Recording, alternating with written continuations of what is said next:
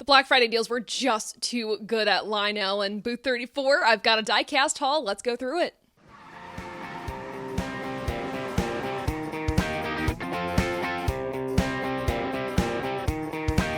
Hey everyone, it's Taylor Kitchen and welcome back to the ATYL Media channel where we do motorsports media your way. And with my content, we're talking about NASCAR all the time. And yeah, I got a little tempted by the Black Friday deals for Lionel and for booth 34. I took some trips, I got some diecast in a new series, or I guess I'm finally putting a name to a series called The Collector's Corner. So we're going through the collection that we got in the past few days. Without further ado, let's get to it. First up, we have a 164 from the Winner's Circle collection from NASCAR Authentics, the Denny Hamlin 2024 Clash win. The reason why I wanted this is because I just really like the Sports Clips paint scheme. I also thought this race was just really funny in the fact that Denny only led the last 2 laps to win this, but I told myself I was going to stop collecting the NASCAR Authentics just because it was too stressful to keep up with, but I saw this one at Lionel and I had to have it. So really glad to add this one to my collection, and potentially we'll see more of these in the future of my collection. Next up, we have a trio of diecast, starting off with this number 20, Christopher Bell Interstate Batteries Toyota. He ran at the 2023 Coca-Cola 600. Now, the reason I got this one is because it's so rare that we see 0 lightning bolts on an Interstate Battery scheme besides, the one in the logo on the hood. And for that reason alone, and because I like the camo pattern underneath the numbers and the lettering, I decided to go grab this one. It feels like a rarity, and I feel like I'm going to look back at this one in years and just be like, that's really, really odd. So glad to have this one in the collection as well.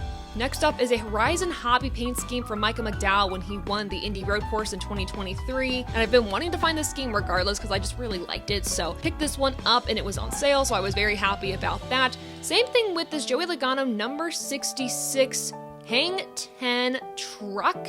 This is his Bristol Dirtwind truck. And what I think is really cool about this car is that the windshield actually has dirt on it. It made it into the final print, which I think is really cool and unique, so I had to pick this one up. I also just really like this paint scheme. It's very unique. Of all the 164s I could have purchased, I'm glad I went with those.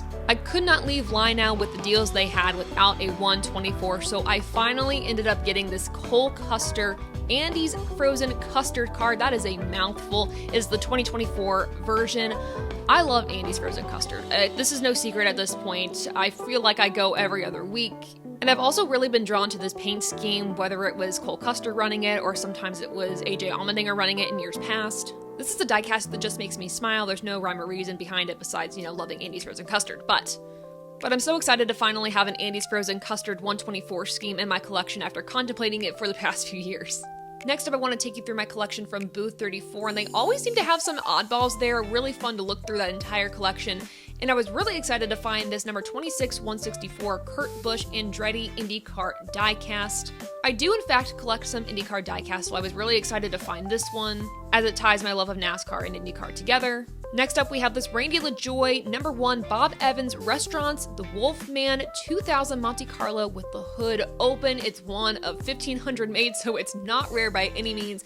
I just thought it looked really cool, not gonna lie. That was really the only reason I got this one. I do like Randy LaJoie too, but just a really cool kind of collab of designs and brands on the car. The final car I snagged from booth 34 is this 124 Dale Earnhardt Jr. number 8 Budweiser Elvis 2007 Impala SSCOT. There were so many of these made, but I feel like I really struggle finding the COT version of this car, especially at a good price with the Black Friday deals I got from booth 34. This was a winner. I think I now have 4 Budweiser cars in my collection, but I'm so glad I do. This is one I've been looking for a while, and I'm so glad I finally have this one. The final diecast to add to the collection actually wasn't a purchase, it was a gift from Doug Rice as a good luck on our new venture with ATYL Media. It is a signed Dale Jarrett number 88 Batman car. It is a bank version. It is so pretty. I'm so thankful to have this in the collection and thankful for the gift. Doug has been a great mentor and friend, and I thank him so much for this. So that's my haul from the Black Friday weekend, but I'm curious if you all got anything. I do have a link in my bio on social media and in the description below where you can share your diecast collections with me. During the off season, I'll make a video going through as many of the collections as I can. Just make sure to find that in the link in my bio or the link in the description below.